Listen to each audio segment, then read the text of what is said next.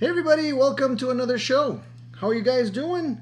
Are you pumped up? Are you ready to go? I'm just gonna check to see if you guys can, if you can see me or not, because sometimes it's just a little bit of a delay.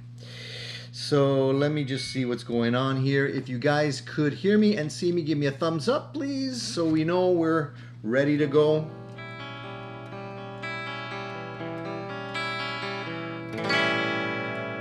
Hey everybody, so good. You can see me. Awesome, awesome. How's everybody today? Sunday? Sunday, guys. It just comes by so quick, and in circumstances like this, I don't mind. The weekend does go by quick, so we have to take advantage of it. I hope you guys are going to be enjoying the latter half of the weekend after the show, of course. But there's no better way than to start the day with a little dose of gear talk. So good morning, everybody. I see that we have a few people already here today, which is fantastic. I have a couple of great topics to talk about today. I'm going to just put the microphone a little closer to me so you don't hear as much echo, maybe. That'll make things a little bit easier to hear. Good morning, everybody. So I'm going to go easier to hear. Good morning, everybody. So I'm going to go down the list here. Cushman, Randy, Paul. Let's see here. Cushman was up early this morning. We also have, you guys are doing a lot of chatting before the show starts, which is great. Cool Tunes Made Easy is here also. Fat Philosopher Presley's here. Gene, John, Paul, Rex. It's me, Don P. Davis Music, Gospel of Mark. All right, we have a nice full house here. Wayne is here. Jack, Christian, Marky FX, Eddie, Rick, Rico. All right. A lot of people. Great. Nice. Very nice. So, as I usually say, just not necessarily for the regulars, but for the newcomers, in case you're watching a repeat of this later on, or if you're jumping in later on in the between the show, don't be shy. Don't be a lurker. Feel free to introduce yourself, ask some questions. That's what we're here for, to have a dialogue about gear mostly. It's not just a one person speech. I like to have a dialogue with everyone, so feel free to jump right in. Don't wait. I have to apologize, guys, because last week I mentioned that there was going to be a 20% discount code. I did put the link, the discount code there for you guys, and unfortunately the link didn't work for whatever reason. It just was a glitch or something I did wrong. So I apologize for that. I got a few people reaching out to me after the show saying, hey, the link wasn't working. So what I did is I put another link there today, again, for 20%. For those of you who wanted to take advantage of it last week and weren't able to, the code is ATG127 for show 127. That's the show we're on today. You'll be able to grab whatever merch you want to grab till the end of the day today. Always great way of supporting the channel. Of course, the best way of supporting the channel is to, just give some thumbs up, to be able to subscribe to the channel, participate in the live shows, things like that. So, it's all good. So I want to thank everybody that's already supported the channel. It's all great. Things are going really well. We're putting out great content, I hope. Anyways, I hope you guys like that content. I have something lined up for you this week. It's going to be posted tomorrow around 2 o'clock, so keep your eyes open for that. And today we're going to be talking about gear. So first I want to talk about I want you guys to tell me what's been going on this week. I know that you guys have been chit-chatting in the chat while you're waiting for me, so I'll jump in and out of some comments and questions that you guys had going there, and then we'll get the topic started. So Peter England says, morning, it's 12 a.m. Monday in Melbourne. So Peter's all the way on the other side of the globe. Welcome, Peter. Glad you can make it. Davis says, with multiple guitars, you sometimes have a hard time figuring out which one to play. Sometimes I experience or spend too much time figuring it out rather than just playing, I guess. Yeah, you know, Davis, well, I mean, it's not really a question of deciding which one to play because I usually play on any given day. I don't just play one guitar. I'll jump around. Like today I have this one, which is basically a 335 copy made by Vintage. This is a really nice guitar, by the way. I picked this up and did a review on this guitar about 2 or 3 years ago. I think maybe 3 years now. When I was on the 335 buzz, I wanted to buy a 335 guitar. I didn't necessarily want to pay $3,500 for one, so I was looking at other alternatives, and I came across this one. This, if you guys are interested, is the VSA 3. They call it the 535 instead of the 335. They just mix up the letters. So the Vintage VSA 535 CR, I believe the CR stands for Cherry Red. And it's a really nice guitar. They've since made new versions of these guitars, and you'll know which ones are the new ones because the horns are offset a little bit more than this one was. This is an older model that I picked up used. I think I paid this maybe $350 at the time. Now I know that they're still being sold on Reverb if you're interested, but the prices are between, I think, between $700 and $800 Canadian, including shipping. So they're not, I mean, you can still get them used for a really good price. I think they're a great alternative to anyone who doesn't want to spend so much money on a 335. It has a nice, really nice sound. I'll put it on the neck so you can hear it gets nice and full.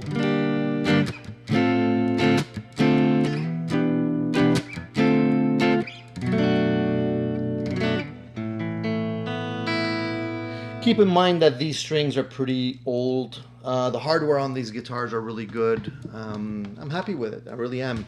And I also, since then, I've also purchased a real Gibson 335, and I still think that this guitar is a good buy. I don't know if anybody realizes, but on these guitars also the F-holes don't have the binding. A lot of the Chinese imports of these 335 models put the binding on the inside of the F-holes. This one is actually true to the real 335 because mine doesn't have any binding on the F-holes. So that's I guess closer, a little bit closer to the original. So that's that. Fat Philosopher has a question. The leather on my hard shell case ripped. Thought I would just put tape over it to stop it from spreading. Good idea or no? I would recommend, if the leather ripped, if you can get a little bit of either wood glue or rubber cement, or even, well, I wouldn't recommend super glue. It's a little messy. It's hard to clean up. The wood glue is the easiest to clean up because you can just put a little bit in the rip with a toothpick or something like that, and then just squeeze. You know, shut the rip, shut the cut or whatever the rip is, and then just with a little wet sponge, just clean off the runoff, and it should be good to go. You can maybe just tape it down while it's drying, and then it should be pretty much invisible. If you see a little bit of a scar there, you can also just mark it up with a Sharpie just to make it blend in if you see any of the color underneath the hard shell case. You know, after a while you'll forget it's even there. So it's all good. All right, so I'm just scrolling down and just looking for other questions here. Yeah, Gene, so I mentioned the guitar. Yeah, I think these guitars are really, really nice. You can finger pick them, you can, and they also, you know, a lot of people misinterpret the 335s and think they're like more jazz guitars. You can definitely play some jazz on the guitar, but it also rocks. Like if you play you know, with some drive on it, they actually are really nice guitars for that as well. Mark says last week he sold his bass, ordered a Squire Bass 6 that comes on Tuesday. Pretty psyched. I was eyeballing some of the Squires too. They have a nice Squire P bass version, jazz bass also. I'm thinking those guitars would be pretty sweet. I don't think they would be bad at all. If ever I get an itch or an inkling to pick up another bass, probably I will probably aim for that one. But I don't really need another bass right now, so it's all good on my end. Ben says I watched a very interesting video this week about counterfeit strings going around, even through Amazon. Kind of pissed off because I'm pretty sure I was a victim. You know, Ben, I think I saw mention of that video. I didn't take the time to actually watch it. I just saw it skim by in my feed. You have to be really careful with Amazon because Amazon's starting to become like AliExpress. And it's really disappointing when you start reading some of the reviews of some of the items on Amazon and you realize that a lot of people think that things are fake. Like, for example, things like watches, for example, like G-Shock watches, Casio G-Shock watches. These things are really easy to counterfeit. And a lot of people end up buying versions of these things on Amazon and end up realizing that they're counterfeit. I wouldn't buy, for example, something that I know is being counterfeited like crazy, like the AirPods from Apple. There's so many fake ones being sold these days that it's really, really easy to be taken as part of a scam and end up with fake versions of these things. So if I have a doubt, I'll go straight to the source and buy them directly from a store. But yeah, you have to be careful. I'm surprised that they would even bother counterfeiting strings, but it kind of makes sense because strings probably cost peanuts to make. Like we end up paying, anywhere between $8 and like 12, $14 for regular strings. I'm not talking about the elixirs and all these nano web ones. I'm just talking about the regular strings. So we're paying that much for them when we buy them as a consumer, but to make them, it probably costs like under $1. They're probably, I don't know where they're making them, but it's probably in China somewhere too. So it's probably really, really inexpensive. So if they can sell fake strings and end up making, a $10 profit on a $1 investment, it's, I could see why they would want to do that. I've purchased strings on Amazon before. I've purchased my Ernie Ball strings. I buy them in packs of 6. To me, I wasn't able to distinguish any kind of fraud happening there or anything. They looked like they were legit. The packaging was the same. Everything, the printing was the same. The strings felt the same. But I guess you would have to be careful. It's disheartening that they go to such length to pull the wool over our eyes. But what can you do?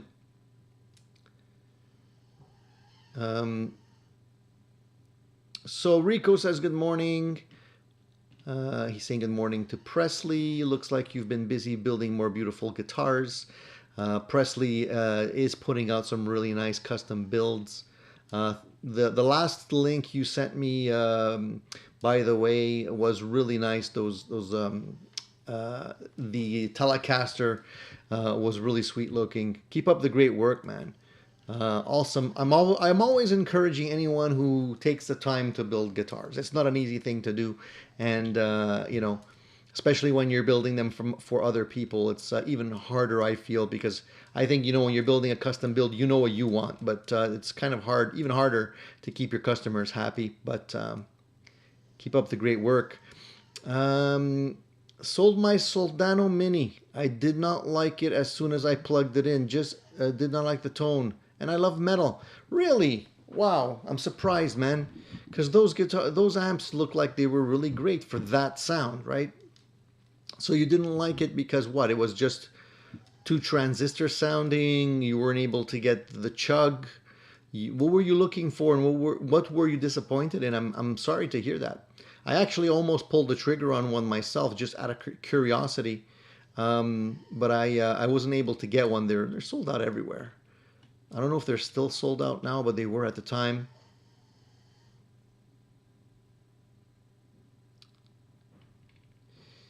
Ben wants to know. No, not Ben. Sorry.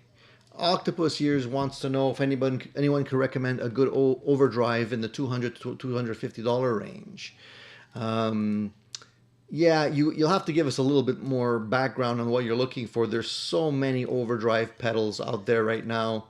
It's really like, there's I'm gonna say that the overdrive pedals are probably the pedals that most guitarists have the most of in their collection. I know I do.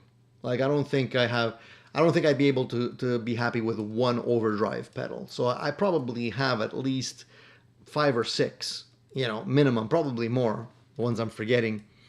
So yeah, there's a lot of great choices for overdrive pedals out there. It just depends what kind of flavor you're looking for. So give us a little bit more insight. Maybe we can help you out on that. Mark says, I just got the GHS 8T Plus and it's amazing. So he's super happy with that. How much did that end up costing you, Mark? I forget the price on that. If you can just give me a rough reminder of what they go for now. Gene says the Tumnus Deluxe. I guess if you like the Wampler stuff, that's a good choice. Oh, thank you, Presley. Thank you for saying that, dude. I appreciate you too, man. I really enjoy watching your builds, and of course, if anybody here, I don't think I did mention this, but Presley does have his own channel. So if you guys are interested in getting a little bit more information on his builds, and he walks you through them, talks about how he went about doing them, what the builds are, just check out his channel. Yeah, keep up the great work, man. It's not easy, dude. Building guitars and making a living from building a guitar is not easy. So my hat's off to you in terms of what you do. Let's see here. So Rico says he loves his Soldano Mini, but it's a one-trick pony. Yeah, but I think if you buy a Soldano, you kind of realize that it's a one-trick pony. I don't think anybody at this point will buy it, expecting to have amazing cleans or anything like that. It's really for that sound, in my opinion. So,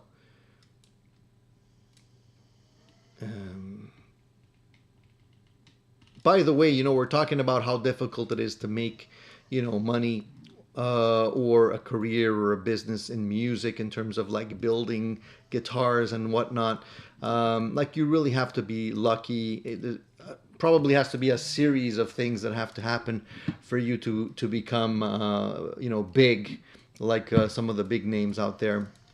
If you listen to Paul Reed Smith on how he ended up getting getting the ball rolling on his guitars, it was really a question of getting somebody to endorse his guitars, namely Carlos Santana, and that was sort of the flame that ignited the spark and started things rolling for him. But I'm sure it wasn't easy going. I'm sure along the way there was lots and lots of things that had to happen for him to get to where he is today. So it's not easy for sure. And as a matter of fact, I don't know if you guys heard this news, but I'll try and just go through it with you. But it appears that we're talking about overdrive pedals and we're talking about music business. Fulltone says that they're going out of business. They're going to be closing up shop. So I don't know if you guys are into Fulltone pedals, OCD, whatnot. I only have one Fulltone pedal. It's the Plimsoll, which is a great pedal, by the way. So if you are looking at looking for a good sounding overdrive pedal, for me, the Plimsoll really is one of my favorites. Not the favorite, but one of. But it's really sad to learn that they're actually going out of business after so many years. And if you're interested, if you don't already have something like an OCD and you're interested in getting one because they're popular now, you should definitely grab one now before they become uber expensive because you won't be able to get any more. So I don't know if you guys heard this or not, but actually they actually even released a letter. And the letters, it's kind of sad. I wanted to maybe go through that with you guys and read you what's going on there. But they say it's with a heavy heart that I announced that Fulltone will be closing its doors in California after 30 years. The building which I own is up for sale. Myself and the crew want to thank you for your support all these years, for putting up with my eccentricities. Can't even speak this morning. Eccentricities as well. Do not feel sorry for me. I've made many mistakes and learned a lot in the past 30 years. The heavy heart is for my 10, 15, 20, and 26-year employees who are like family. I would have closed Fulltone years ago were it not for that. That's already like really sad that you're looking at people that have been working at this company now for, up to 26 years and have to do something else after, investing so much time. And they say, he continues to say, I've done well financially, thanks in part to you and to the many large years in the roaring 2000s and beyond, plus real estate and some good investments. So it's time for me to enjoy the fruits of all that labor. I'm closing the Fulltone California shop because I will not start pumping my personal money into a business that no longer turns a profit. This 4-year climate makes 100% made in the USA impossible, he says. That's pretty crazy that he's saying that, but I guess for a pedal builder, there's so much competition out there. Made in China stuff is like, you can't really compete with, the costs of building stuff in the US. And basically, he continues to say, Fulltone will remain a valid corporation. I'll continue to vigorously defend my $3 million worth of worldwide trademarks and patents, and will build a few pedals here and there, as I am vividly aware of what it takes to keep my brand from being stolen. So I guess, from what I gather, you have to kind of pump out something in the following years so that your copyrights stay valid. Otherwise, I guess a lot of people will be knocking off these Fulltone circuits. My plans, ? My wife and I bought a well-known artist's 17-acre property and world-class recording studio outside of Nashville last year. Of course, everybody's moving to Nashville. That's the hot place to be. So I'm going to go back to what I'm good at, playing guitar and recording my mediocre 70s rock, and I'll do the occasional outside project, particularly for unknown talent who could never otherwise afford to record through tape machines and great digital, let alone have 99 finely tuned vintage guitars, 65 vintage amps, and a ton of the finest vintage microphones at their disposal. So it seems like this guy is also a gearhead. Obviously, he's been in the industry for 30 years. That doesn't surprise me. He says you're welcome to place a final order, and provides the email as we are shutting down the dealer order portal. Be advised that you may not get all of what you request, as we are only selling stock that we either have in stock or that we can make without producing new metal or producing new parts, which can take months in some instances. And we will be closed within the next month or two, depending both on when the building sells and how many pedals dealers want for their final order. It's time for the old guy to move out of the way and make room for the genius of the next more digital generation. Thank you again, and feel free to reach out. Michael Fuller from Fulltone. So that's a sad thing to have to read, I gotta say. It hurts my heart, But I guess this is the reality of what we're moving towards. We are moving more towards digital. Seems to be that a lot of artists want more flexibility. And the new generation, let's face it, guys, is not really picking up guitars as much as the previous generation was. So it's a sad thing to hear.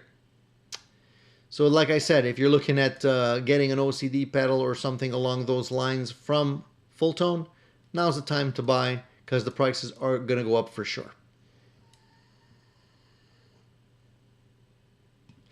Yeah, I don't know. You didn't like the Prim-Soul, Mark? I like it. I guess it depends on what kind of amplifier you're working with it on. I do like the fact that you can dial between the two diodes and you can basically get the sound to tighten up or loosen up a little bit depending on what your flavor, the flavor that you're after is.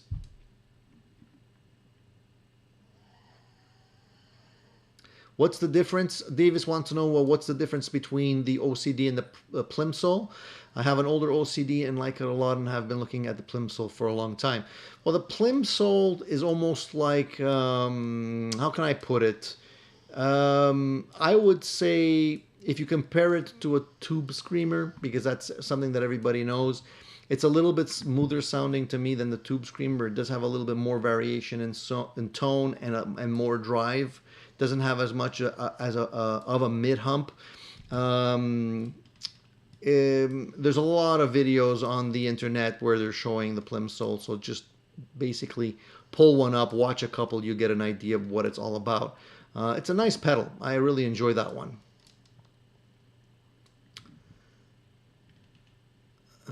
Presley says, my overall goal is to build 4 a week, just me, keeping quantity and creative direction under my control. I hope to transition into semi-retirement, no longer doing 40 plus hours as a tech, only building custom. Well, that's the dream, man. I'd love to do the same. I really would. The thing is, it's kind of disheartening when somebody comes to you and says, can you build me a Fender? Can you build me a Strat? Because yeah, you can build them a Strat, but I mean, Fender has covered so many of the bases in terms of the different models that they have, the different options. It's kind of hard to figure out how you can customize something even further than everything they've already been offering. But I guess, if you do have a really specific order, you could definitely put together a really nice sounding guitar that basically checks all the boxes for your customer. That's mainly the reason why I build my guitars, because I know what I want and I can't really get it all on one guitar, so I just build my own.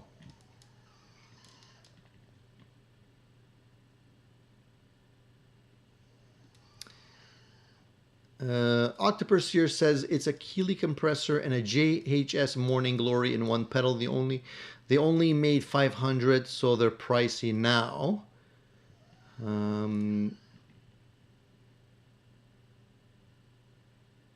It's the steak and eggs you're referring to, right? Octopus ears, yeah. I always whenever I come across a combo pedal like that, I proceed with caution, because sometimes you end up liking one part of the pedal and not the other part of the pedal, and then you're stuck with both of them together. So I kind of try to hone in on an individual pedal that is going to give me what I want. That way I know that, for distortion it's this, for overdrive it's that, for compression it's this, and I could put them together and mix and match with other pedals as well.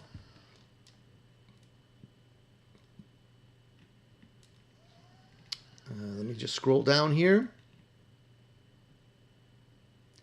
Quicksilver says Joyo knocked them, Fulltone, really well with a black pedal, ultimate overdrive, and then again with the maximum OD in the R series pedal. Yeah, they probably did cause some dent in their sales. I don't know how much. It's hard to say really what the impact is. But it's reality that there's a lot of knockoffs going on in terms of circuits when it comes to pedals. So I don't know if you can really stop that. I mean, it's really hard, because you can easily just, modify the circuit a little bit, call it your own, as long as you don't, make things blatantly a copy, like call it the same name, or, use the same color box and use the same knobs so people realize what it is. And honestly, a lot of these Chinese builders go to that length. They actually do that. I've seen lots of pedals that use the same colors as the pedal they're trying to imply they're knocking off, to make it easy for everybody to kind of put two and two together. So yeah, it's probably not an easy thing to stop, but I guess you just have to keep chugging away and hope for the best. But it is it's becoming an uphill battle when you're trying to get out there in the market and you're just a small operation. I guess Fulltone, I wasn't expecting them to go under because I figured they were big enough to be able to continue to compete in the market. But it sounds to me that it's a combination of a couple of things. It's a combination of, the guy wants to retire. He's seeing that the future is going to be more difficult, that the profits won't be as lucrative. And, he made his little nest egg and he doesn't want to see it melt away before he can take advantage of it. I think that's the reality of what the message is there. So, let's see. By the way, I also saw something interesting I wanted to share with you guys that are building your own guitars, because this could be something interesting, not just for you, Presley, but for other people. You might already know about this anyways, Presley, but for people that are looking at building their own guitars, you want to check out a company called, and it's hard to pronounce, Babix, so Babics guitars. And these guys have a shop where they sell a lot of different things, but mainly they have like bridges for guitars and different types of things like that.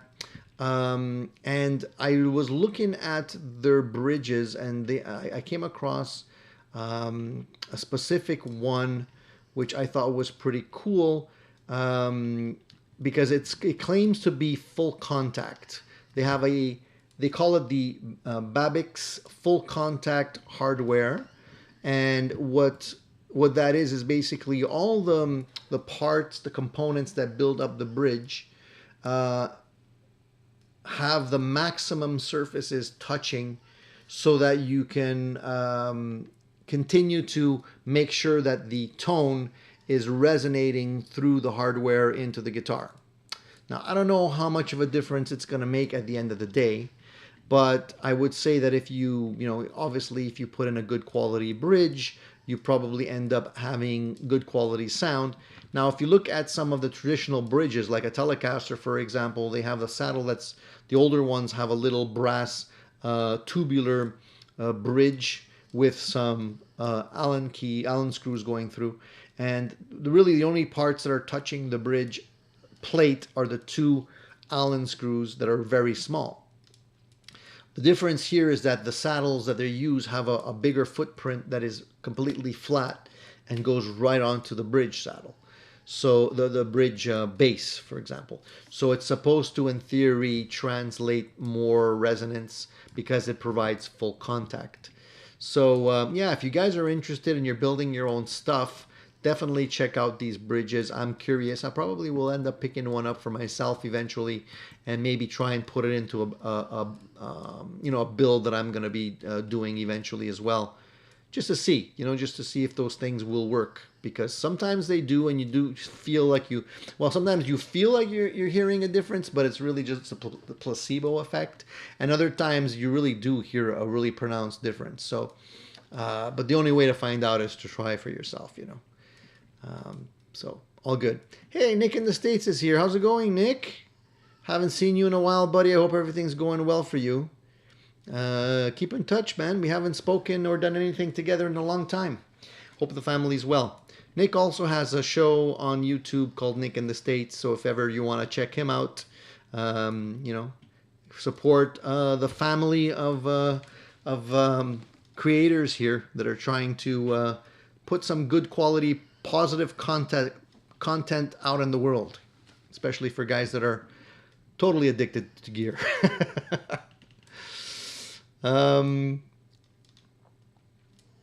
Let's see here. Paul says, Mongu, weird name, do a total counterfeit OCD. You could sell it as the real thing. It has the perfect V1.6 circuit. It is a con, but not a rip. You get the actual identical sound.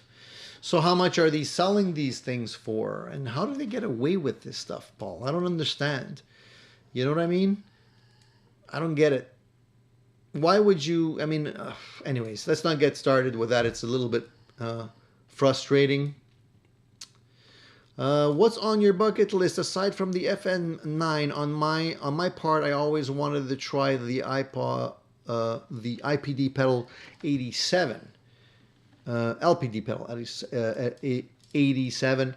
Well, Right now, the only thing that was really on my bucket list was the FM9, because I do have it not on order, but I wanted to be notified whenever I could get one. I still haven't heard back from them, so I don't know what's happening there. The other thing that I would really love to own, but probably won't because it is expensive, is the Gibson 355s. Excuse me. Excuse me. Let me just drink a bit of water. That's been on my radar for a while, but I don't know if I'm ever gonna end up getting finding a good deal on something like that. All right. I hope you guys have your coffee too. Take a little swig. Gotta keep the vocal cords lubricated so that we can, just continue the conversation and I'll start getting hoarse.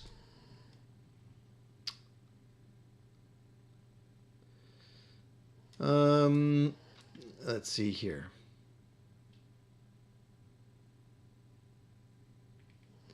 Fat Philosopher says, AliExpress is not that cheap. Guitars go for over 300 in many cases.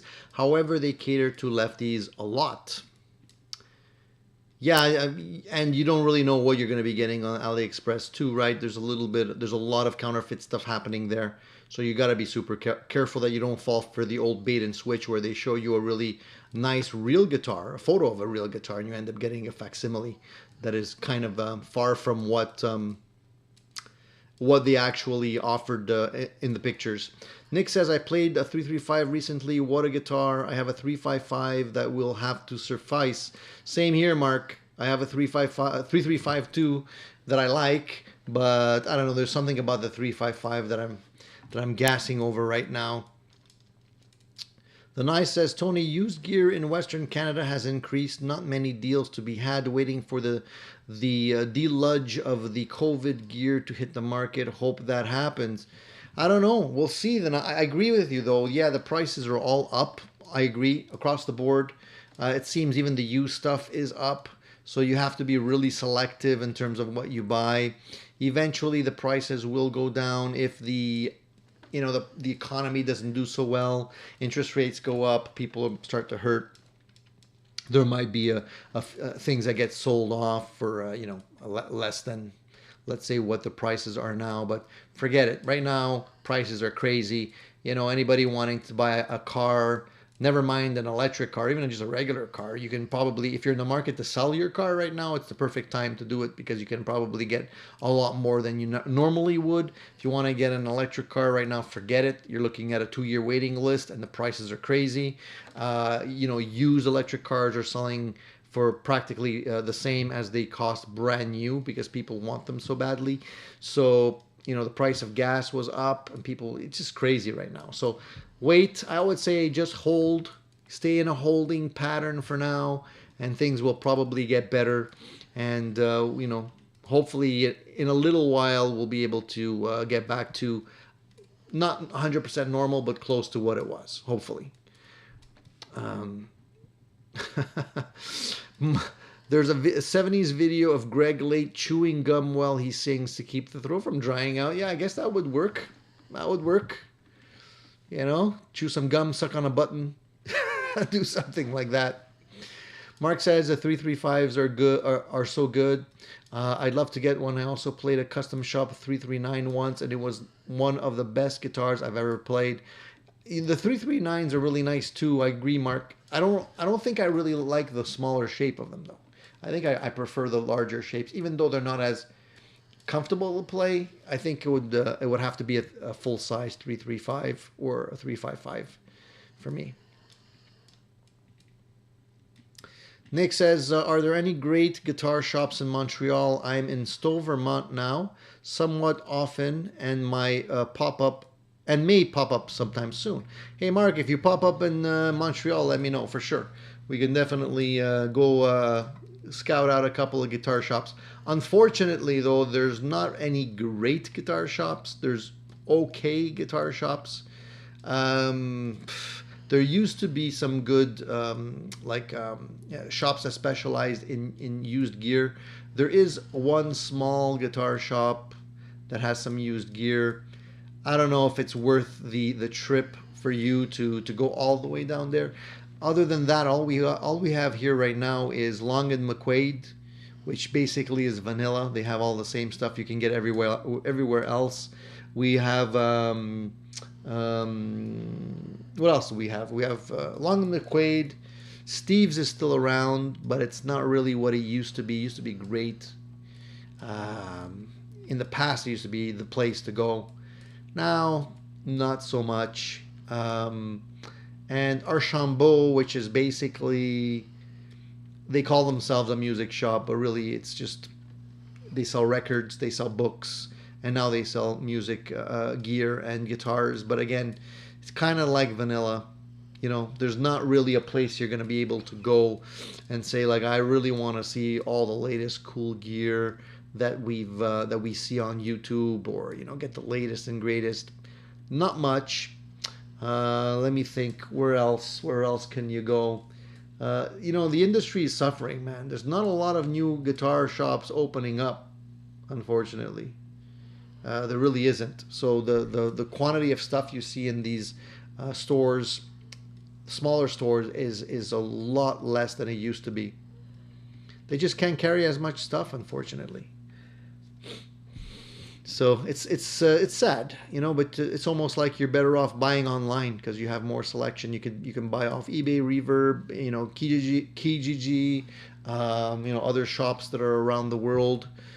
You can get exactly what you want and not have to go crazy trying to find them. Rico says, I recently bought a new car and walked out paying sticker. Felt great as other dealers had a 7,000 markup. Crazy times. That is crazy, man. When you can't even negotiate, you're just getting ripped off. Oh, man. I feel bad for you, Rico. Honestly, I do. Now's not the time to have to buy a car. But it's the crazy world we live in. Davis says, just traded a practice amp for an Epiphone 335 this week. Gonna do some upgrades. Maybe I'll try that Babix bridge along with my Pearly Gates pickups that I have. Yeah, man, slap the Pearly Gates in there. I'm sure it's gonna be great. The Babix could be interesting too. So yeah, let me know how it turns out. Yeah, man, just let me know, Nick. We'll grab a beer or something. Who knows? Quicksilver says, an ES339 looks like a violin. Aren't there Les Pauls with F holes already? I get what you're saying, Quicksilver. You know, yeah, you're getting to the size of a Gibson body with those with the F holes. Not that different. That's why I wasn't really into those ones. So I prefer to go with the full-sized. Let's see here. Mark says, yes, they are called the ES Les Pauls. And Nick says the ES Les Pauls are really damn cool. Yeah, there's a lot of selection, man. There's a lot of stuff happening right now in terms of guitars. Cool Tune says, Tony, I looked up the 535 on your channel, and that one looks red.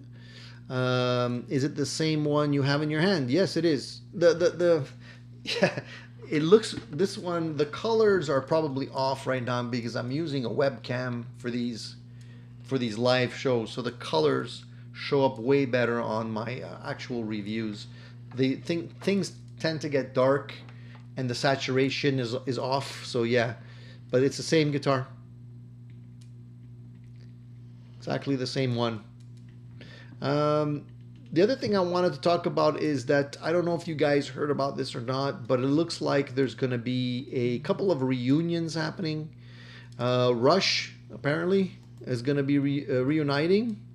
Did you hear about this? This was announced maybe a couple weeks ago, and it says that Alex Lifeson and Geddy Lee will reunite to perform Closer to the Heart with South Park creator Matt Stone on drums. So that's pretty interesting that they're going to be having Matt play drums. And it's going to be at Red Rocks Park, an amphitheater in Colorado. And it's a 25th anniversary reunion type of thing. So this actually, I think, already happened. I think this was in August, for example. I think it was August So you can actually go and actually watch these videos on YouTube right now of the whole gig and see what kind of a job they did. I'm wondering how it turned out. I didn't actually see the full video, but it just caught my attention when you get to see Alex and Getty playing guitar together again. Even if it's with another drummer, it's always a good thing to watch. Yeah, it already happened, Mark. You're right. So it was something I had on my radar that I just wanted to mention. Hey, Henry, nice to see you, buddy. Henry's all the way in Thailand. Yeah, I did, Charlie. I know. You guys are on the ball. You guys are on the ball. I like it. I can't pull wool over your eyes. Yeah, I saw that, the cameo with Bubbles. That was cute. Kind of an odd pick for a drummer. Yeah, I guess it was probably just a favor or something that they were talking about. I don't think it was like, to pick the best drummer for the gig. I think it was just a friend that was willing to do it, probably something like that. Jack says, Tony, what did you do? What did you ever do with the 335 kit from Harley Benton or wherever you got it from? That kit is hanging in my workshop. The kit is put together. Well, put together. The body and neck is put together. The guitar is painted. Dried out. It dried already. I haven't actually had time to put the hardware back on it, but it's in my workshop. It's hanging there, and it's probably a project that I will complete over the winter to stop me from going crazy, because winter for me is the worst time of year. You go into you're basically stuck inside hibernating. And you look outside and it's 4 o'clock and it's dark. it's not a good time for me. I can't stand winter. So I try and line up as many guitar projects as I can so that I have stuff to keep me busy during the winter. Otherwise I lose my marbles. So that's what that's where it is right now. It's gonna get done. It's just one of those things that I've been putting off and saving for a later time. All right, cool. So the other thing that is also planned in terms of a reunion, which hasn't happened already, is apparently they're saying that in 2022, this year, Pete Townsend and Roger Daltrey are going to be will return to the road for the Who Hits Back tour. Have you guys heard about this? It's a 30-date North American tour, and it's going to be something that I would love to catch. I don't know if they're actually planning on coming to Canada. I only had the privilege of catching Roger Daltrey once in Montreal. He played a small amphitheater. He was playing only Who stuff. Great band behind him, but Pete Townsend wasn't there. It actually was Pete's brother. Pete, I don't know if you guys know this, but Pete Townsend has a brother. Looks a lot like Pete Townsend too, and plays, in my opinion, almost better than Pete does. And he was playing. They had two guitarists. So there was Pete's brother and another guitarist, which I've seen playing with other artists, but I don't know his name, unfortunately. And he did a really great job. The voice was awesome. He played all of the Who stuff. He had great stories along the way, and it was a rocking show, man. It was really, really good. It was funny because one of the guitarists, not Pete's brother, but the other guitarist, had the third power amp and the triangular cabinets. I don't know if you guys have seen these. Third Power used to make triangular shaped guitar cabinets where you can actually put three of them. Because they're triangular, you can actually stack three of them, two side by side and one in the crevice. And it sounded fantastic. The sound was really good. The theater that was in is designed to play classical music in, so the sound was superb. and it was a great show. The only thing that really irked me a little bit, was a little bit disgusting actually. I'll tell you the story. Was that when they were playing some of the songs, some of the closing numbers that they were playing, they got a little bit energetic. So the guitarist that was playing along with Pete's brother was doing the windmill, like Roger, sorry, not Roger, like Pete Townsend always liked to do. And somehow he hit the strings at the wrong angle, and he got his nail caught on the high E string here, and I think it popped off. Cause I saw him flinch, and he was looking at his finger, and he continued playing, but at a certain point I could see the blood dripping off of his fingers. And I'm like, oh man, that's gotta hurt. That's gotta hurt. But he kept on playing. They finished the show. He was looking around to see if anybody would be able to give him something. But the show must go on. There was definitely blood on that guitar and strings by the end of the show. But they finished the show, and it was really a great time. So I was happy to have seen them. So I don't know if there's any Who fans here in the house, but yeah, I would say at least once you got to catch them. All right, cool. Let's see here. Scrolling back on some of the comments. So Cooltone says, just checked out a track of the Rush reunion. It's more than 3 members and another guy sharing snippets of vocals. Yeah, it's almost like a jam. It's kind of like unofficial loose jam is more what I would call it.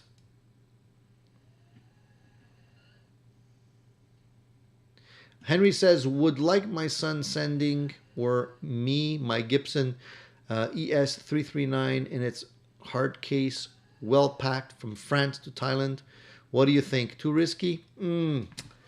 Would like my son sending me.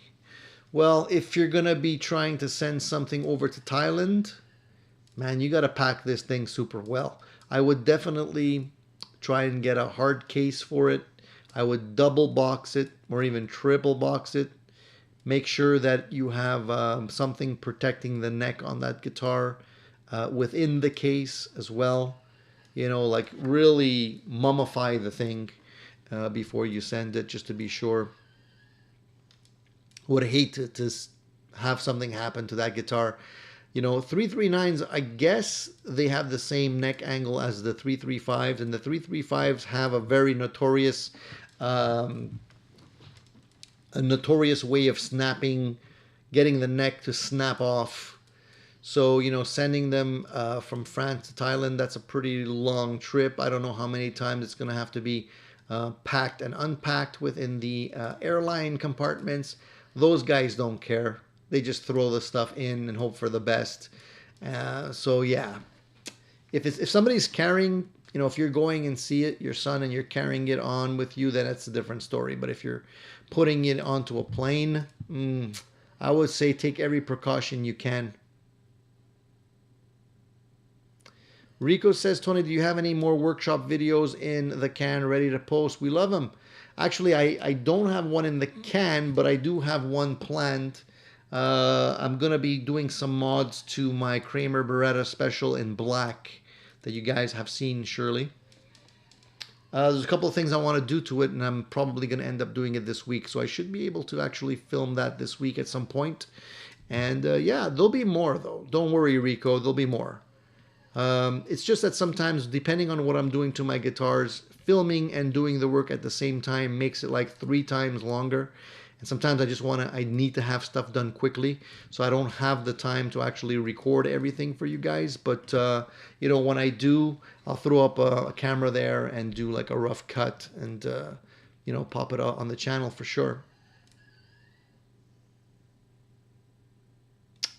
Nick in the States says, what's your guitar auction strategy? Do you wait and snipe at the end?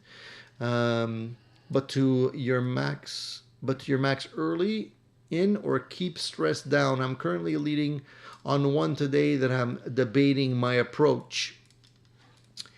Yeah, Mark, the hitting the mark on these, um, I guess you're probably doing this on eBay.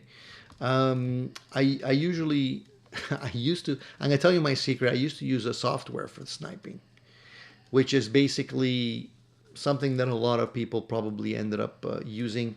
I don't know if they're still using it or if it still works because I haven't done it in a long time.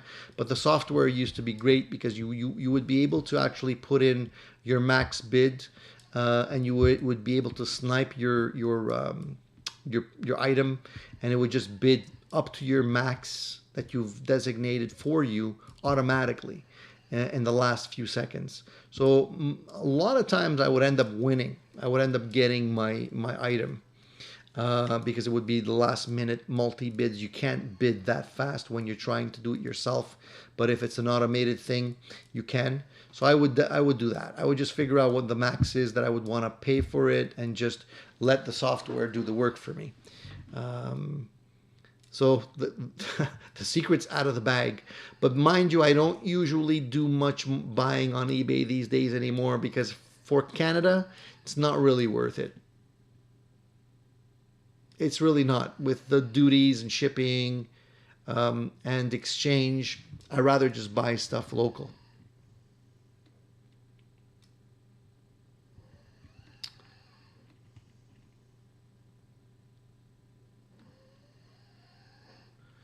Yeah, who bids anymore? Even like Reverb, I find I honestly never bought anything directly from Reverb. I always felt that the prices are always inflated, especially the shipping costs. Um, I'm not getting the warm and fuzzies from Reverb, unfortunately. Yeah, the sniper software, Mark, it's the way to do it, man. It's the way. I don't have a better way than that. That was my go-to method when I was buying stuff on YouTube on eBay regularly. So Leo says eBay will automatically bid up to your max bid now. So I guess they've caught on and are doing it for you.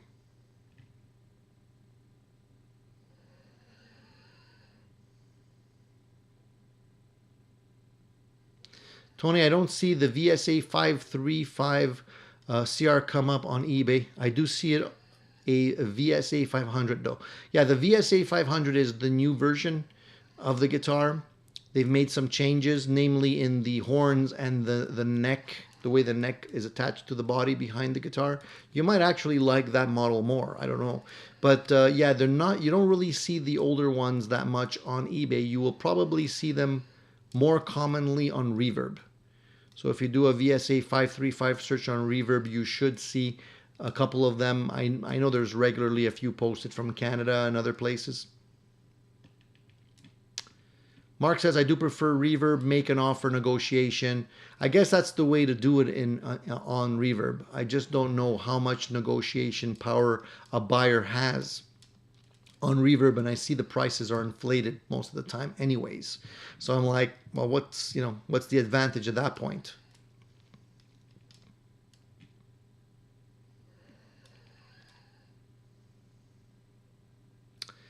Monk says, I would put in my absolute max bid in, and if you lose, it was too much anyway, then you're not missing that last bid ever.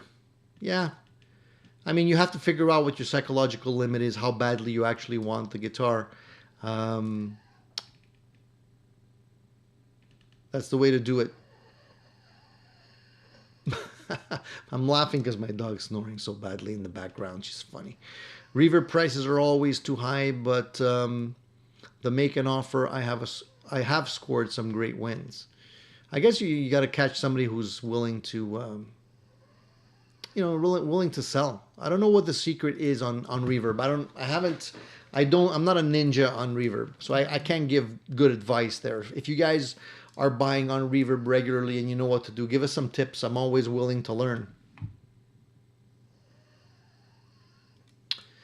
eBay will automatically bid up to your max bid now for you. Is that, Leo, is that an extra cost? Like, do they charge you to do that, or it's automatic? Honestly, guys, I haven't purchased anything on eBay in years. because really it's not worth it in Canada anymore.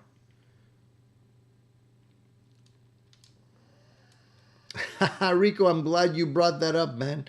Yeah, I did listen to that Jump Without the Keyboard mix. Have you guys seen this? So some guy on YouTube doesn't like keyboards, so he ended up re-recording the song and he removed all of the keyboard parts uh, in the song Jump from Van Halen. It sounds terrible.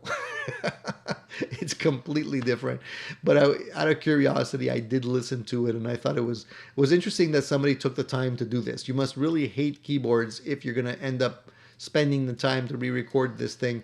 But yeah, it's out there, and it doesn't sound right. You know, keyboards is definitely what makes that song. So yeah, that's really interesting. You mentioned that. Nick says COVID times stuck in the house led to a lot of online guitar purchases. Yeah, you and me both, brother. All of my vacation budget for 18 months flipped to guitars. Well, you know what? Look, the price on guitars went up, right? So if you look at it that way, you've actually made an investment in something that actually went up. You know, if you probably kept your money in the bank, you probably would have lost your money, lost more of your money than if you put it and converted it into guitars, because guitars actually did go up. Octopus here says reverb fees are just too high, and the fact the charge fees on the shopping is stupid, and the fact they charge fees on the shipping is stupid. Yeah, I always say one on one, face to face is always the best. There's no surprises, cash in hand. You know, the guy could see the guitar you're selling him, or you can check out the guitar you're buying. You can inspect it. It's really hard to see all of the details on a photo. So you're always kind of taking a risk, you know. Yeah, you can possibly return it if there's an issue, but who the hell wants to go through that hassle, right?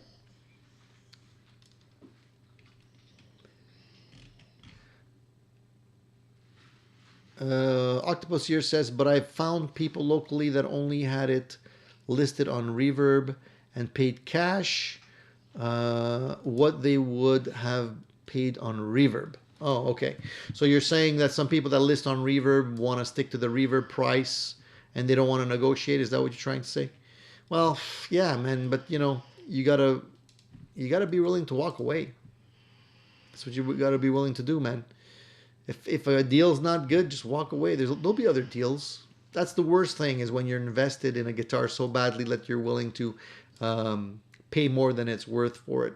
You know, you gotta just be willing to walk away. The best thing is to sleep on it. I so many times have come across things I want to buy there and then, and I'm like, should I, should I, should I? And I say to myself, I'll wait till tomorrow, sleep on it. And most of the time, you end up sleeping on it. You don't end up buying it. And it's actually true. This is a good tip for sellers. If somebody comes to you and you're selling a guitar or an amp or something, and the guy says like, I can't come today. Can I come and pick it up tomorrow? Say no, because I'm telling you, tomorrow's going to come. He's going to change his mind. He's going to sleep on it. He's going to realize he doesn't need it, and you're going to lose the opportunity to sell that guitar. So let me just do one thing, because speaking of selling guitars, I do have a guitar that I'm actually negotiating with someone for at the moment. And I just want to make sure he gets my message.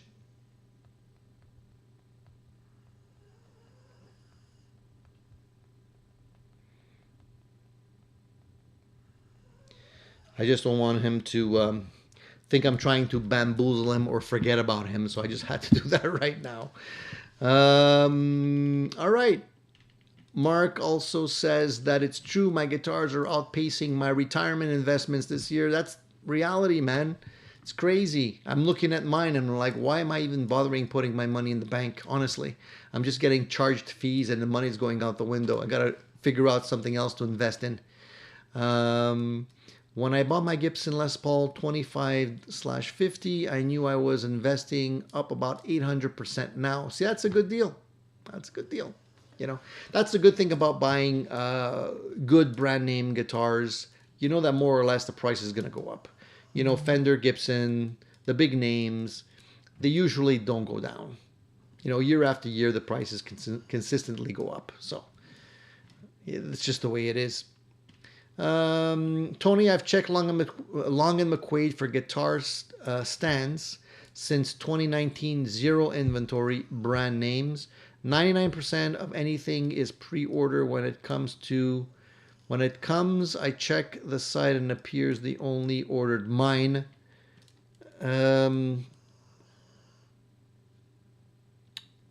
A lot of the stuff that they have on Long McQuaid, it is true that they don't usually carry a lot of inventory. They have the one that's on the wall, and that's sometimes it. So if you want to get something else, you have to actually place an order, which sucks because if you want to buy a guitar or an amplifier, you tend to want to see it before you buy it. But I think it's just a precaution that they're taking because they don't want to be sitting on a lot of inventory.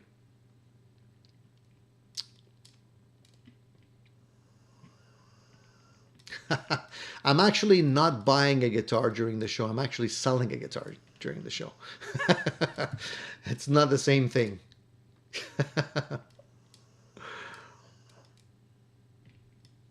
Okay, what else? I wanted to also, I'm jumping around here because I'm trying to answer your questions before I go off on a tangent. But there was also an interesting thing that I ended up seeing, and I don't know if you guys saw this or not, so I wanted to bring it up because some of you may be interested, especially you, Fat Philosopher.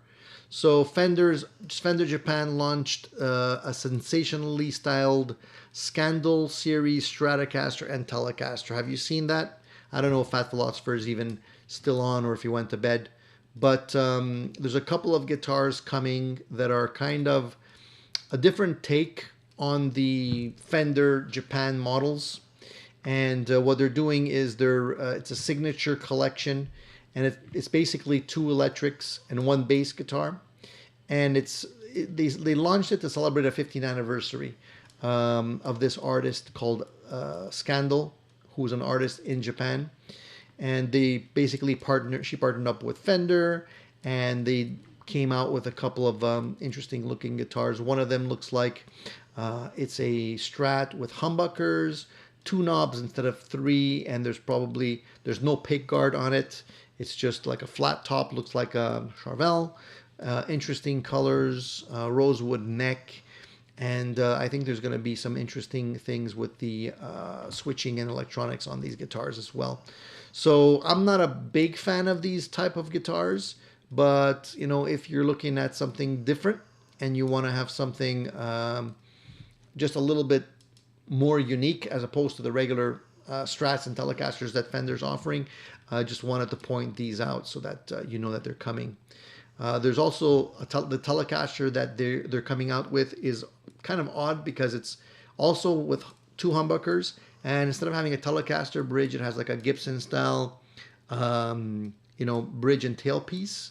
Four knobs, looks like a Gibson layout in terms of how the knobs are put on the guitar, and it has a switch up here like a Gibson.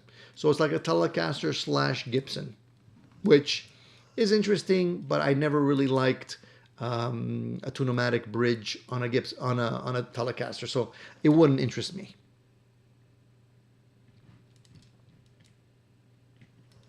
But some of you might like that, you know. Jeff says, a friend of mine sold a scooter on eBay. Guys came to pick it up. They started to try and knocked the price down. He went back in the house, got his dog, and took it for a walk, leaving them on the driveway. I don't get that. So basically, they started to try and knock the price down. He went back in the house, got his dog, took it for a walk, leaving them on. So he just basically ignored them, just left them there. That's the way to do it. What I don't like is that when you're already like negotiating the price, like something is really inexpensive, like that it's almost like it's a sell-through item. Somebody's offering something for so low, that it's just that they want to get rid of it, and people still negotiate on the price. At the end, you almost feel like you got to buy a case of beer when they come and pick them up, and give them a case of beer to go along with it. Anyways. Um, so I quit smoking and emptied my bank account to get it. I knew the guy at the counter and he pulled it from EU Wurlitzer's display and put it away for me. So I may have missed that one.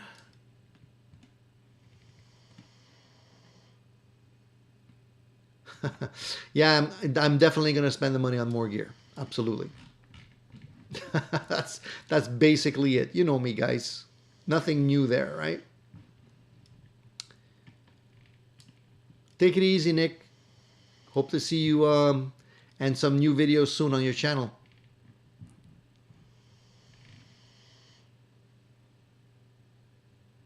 Yeah, the music stores were generally a lot cooler back in the day. For some reason, they lost some of the mojo now. Now it's like, you know, you can. When I go to a music store, I always feel like I'm paying too much and I can always get a better deal online. And sometimes when I'm standing right there in the store, I'll be looking at a price of something I want to pick up and I just look online on my phone. 9 times out of 10, I can get a better deal online. So it's like I want to support the stores, but if they keep on charging too much, how can I? I want to I want to support the stores, but I don't want to get ripped off, you know? So what am I supposed to do?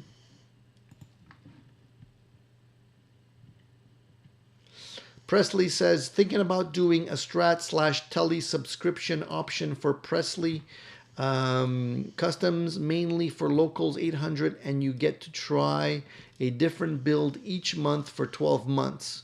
Constant pool of 10 choices. That's an interesting idea. So basically, they pay, and they have access to a rotating selection of guitars. Cool. That's an interesting option. It's a good way to identify what you really want in a guitar. Because honestly, I feel like whenever you buy a guitar, there's always that honeymoon phase period where you think you like it for the first couple of days, but then a week or two later, when you finally had enough time to really put it through its paces, try with most of your gear, guitars, and amps, you only then realize the shortcomings of the guitar. So it could be an interesting option, yeah. Very cool. So guys, I said at the beginning of the video, if you're new and you're lurking in the background, please say hello. Don't be shy. I know there's some newcomers here. We're 61, 62 people on the show today. Please give me a thumbs up. That definitely helps the channel. And you'll see that more and more people will watch this show when it reruns. And that's how we get more people on the live events here. So if you like what we're hearing, please give me a thumbs up. If you're new, say hello. And if you have questions, please ask them, because, you know, we can't stay online forever. We've already been online for over an hour. It's 11:18, so I'll stay a little bit longer.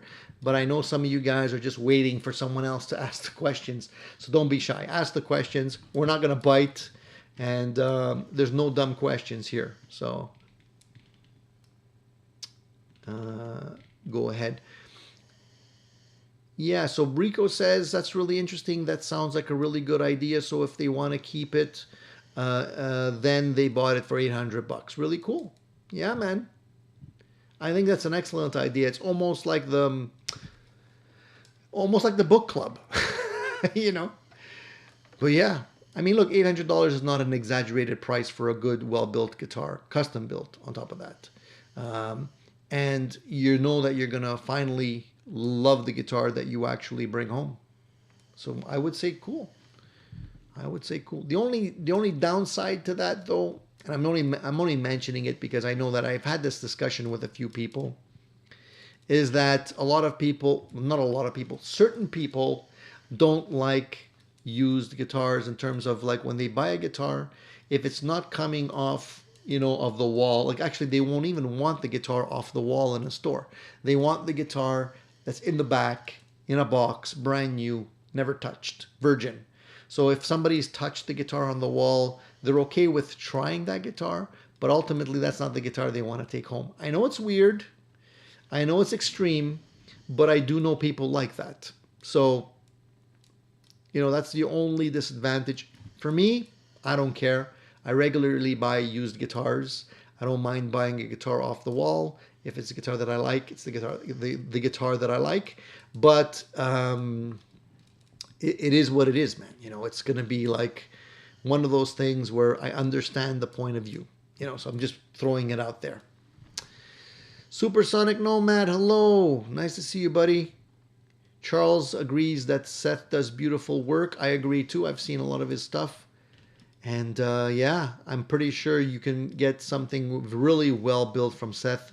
And I'm sure there'll be no worries if you go that route. So Rico says, Tony, I have an overnight in downtown Montreal next month. Any must-visit guitar stores? Rico, like I just said earlier on, man, there's not that many great guitar shops in Montreal, unfortunately. The smaller shops are probably the better ones. In my opinion, you know, the big ones like Archambault, Long and McQuaid, Steve's. Look, you can go to Steve's in close to downtown Montreal, but you want to go to the original store. It's closer to Old Montreal. That's a place you can go.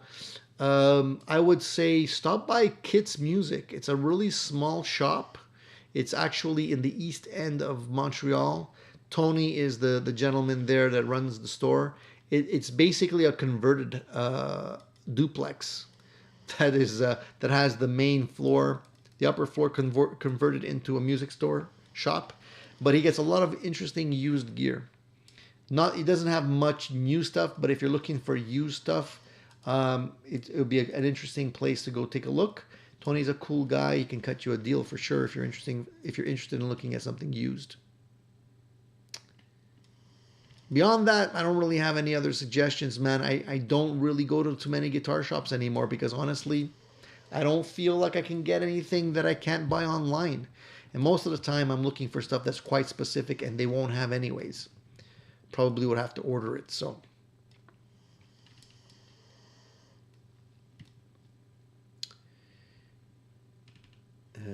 How does the neck feel on that guitar? Does it have a center block? I miss my semi-hollow body guitar.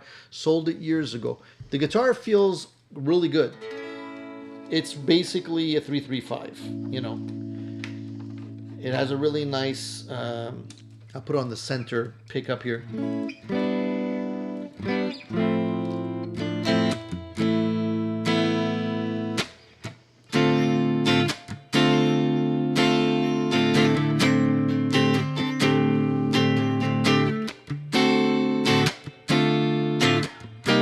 It's really the strings on this guitar is old. You can tell they're not as bright as they used to be, but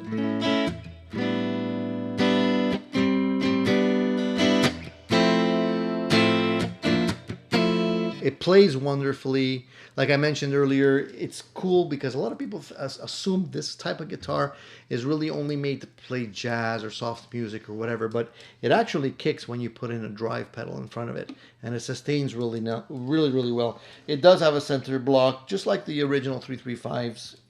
I can see it, you can't, but a good all-around guitar. It's not as expensive, obviously, as a Gibson. But it's got all the features that I want. It's basically, like if you close your eyes, I don't think you're really gonna... You may realize it's not a Gibson by the smell. But beyond that, it's got the feel. It's a nice guitar.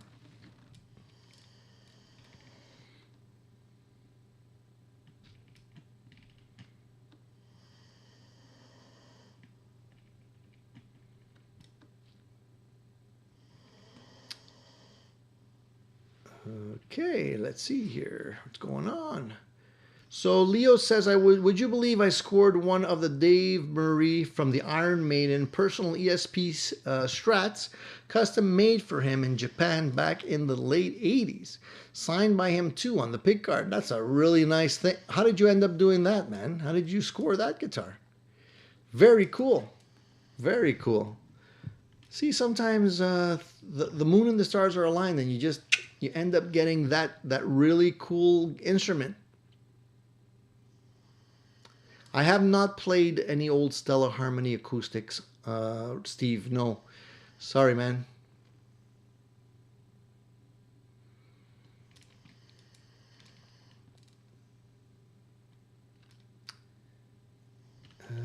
Let's just see here. Scrolling.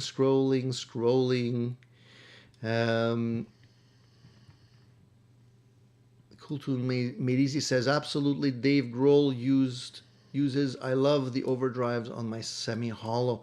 The semi-hollow guitars just resonate so nicely when you're playing in a live situation.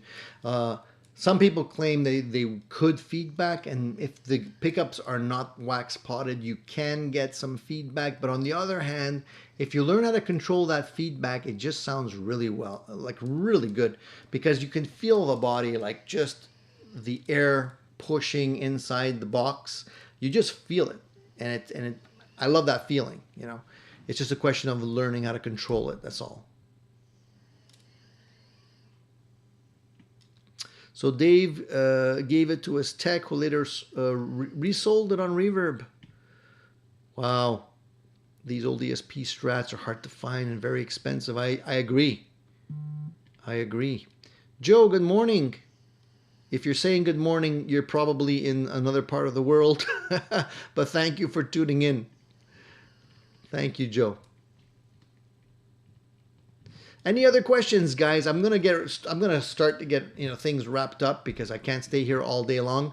I did want to mention to you guys, if you are Stevie Ray Vaughan fans, there were gonna be some Stevie Ray Vaughan episodes happening on Austin City Limits. If you're interested in watching that, you can probably find it on YouTube now.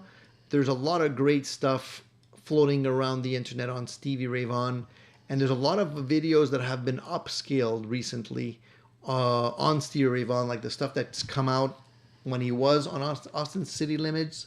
The original recordings were a little bit dated, so they're not as high quality as they could be. And I don't know if this was done by a professional or an amateur, but some of these videos have actually been upscaled now, and you can see them on YouTube. So if you're a big fan, you definitely want to catch some of those, and they're free. You can just click on them. Cooltune says, I gave up on my search for the P90 Gold Top. Will run me $1,700 Canadian on eBay. The Edwards version I was considering. The Harley Benton, but color apparently not gold. Thoughts, Tony?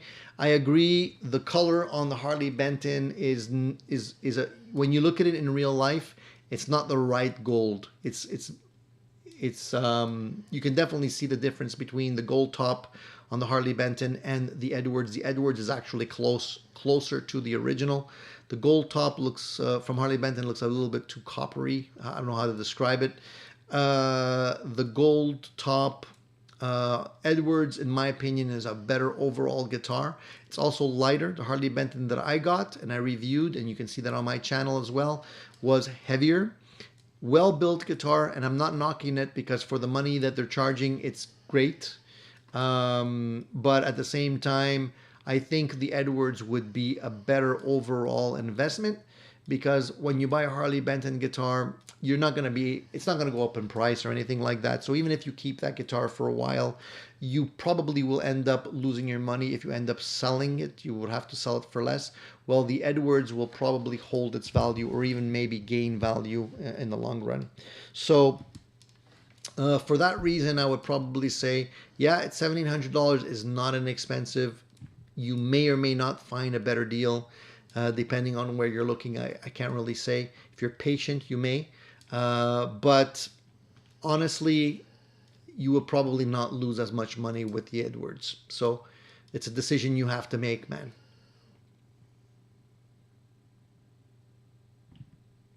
Rico says, Tony, have you tried any of the 3 different Blackstar Studio 10s? I'm looking at a used 6L6 version, $499. I own a Blackstar amp, but it's the Jared James Nichols version. The Studio 10s look cool. They look cool because they're sort of like very simple circuits, nothing too crazy. I was looking at those myself, as a matter of fact, And I almost pulled the trigger on one or two, but they don't pop up as regularly. I think if you end up getting the 6L6 version, you'll be quite happy with it for $499. I don't think there's anything lacking in that particular amplifier. I don't know what else I can tell you. There, Black Stars are the kind of amps. Some people like them, some people hate them. If you're a tech, that you usually don't like them because of the way they're actually built. The circuit boards on these things are hard to repair. They're not. It's not point to point or anything like that. So a lot of people knock them for that reason. But I think if you're looking for a budget, inexpensive amplifier, the Studio 10s could be a good choice for you.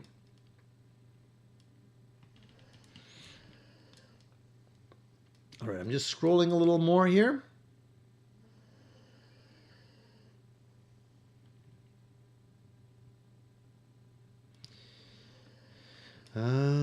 Let's see. Yeah, Joe's right. Edwards will hold its value. That's what I said. Yep. Cool Tunes Made Easy says, Presley, yes, I have an Epiphone. Was good, but not perfect. The Epiphones generally are okay guitars. I'm not knocking the Epiphones. I think the new versions of their Inspired By line are really good. The 335 version that I saw, I really liked. I did buy an acoustic Epiphone for the first time this year, which ended up being the acoustic that I showed. I think I did a review on that. I don't remember how long it's been, but it was a really nice acoustic guitar from the Epiphone Inspired By line, and I ended up buying it used. I really like that guitar as well. So I think they're putting out some really nice guitars right now. Epiphone is in that line. So if you're looking at those, I think you will be happy with them. And I do like the headstock way better than the old ones.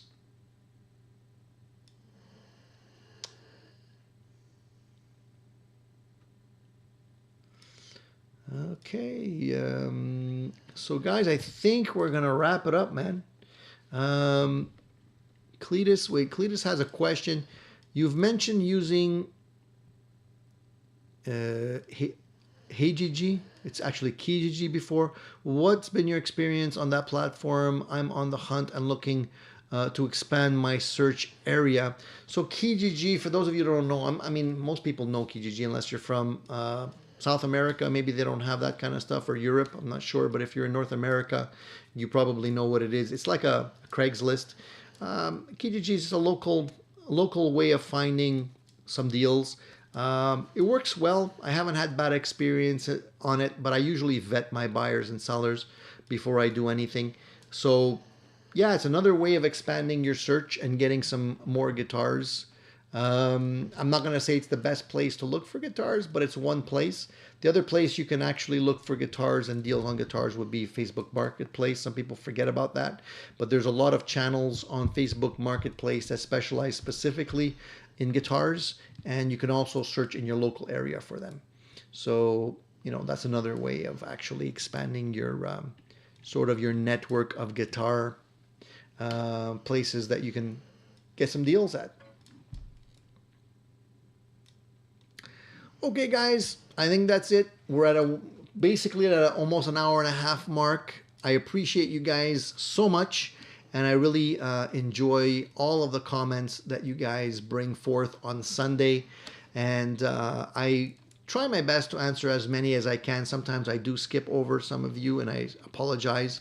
There's just a lot of quick questions coming through here, so I try and do my best. But if you do have any questions after the show, then I can always be reached by email or just by comments. Just leave the comment on the bottom of the video, and I'll answer your questions for sure.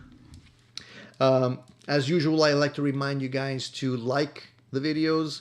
That helps a lot. And obviously check out some of my previous reviews, and not just the live shows that we do here on Sunday, but also the gear reviews, because there's a lot of them. And you can go back quite a few years and watch a lot of the stuff that I've talked about over time. There's going to be a video that's going to pop up tomorrow, 2 o'clock Eastern Standard Time. So if you're interested in checking out that video, put it on your to-do list. Just swing by the channel and take a look and give me a thumbs up if you appreciate it. It helps me give you guys more content when the videos do get more traction on YouTube. So any thumbs up definitely helps. If you guys are interested in perhaps making any suggestions of some stuff that you would like to see me do or review on my channel, you can also leave those comments and I'll try and oblige. If I can get my hands on the equipment and can provide a review for you guys, I'll be more than happy to do that.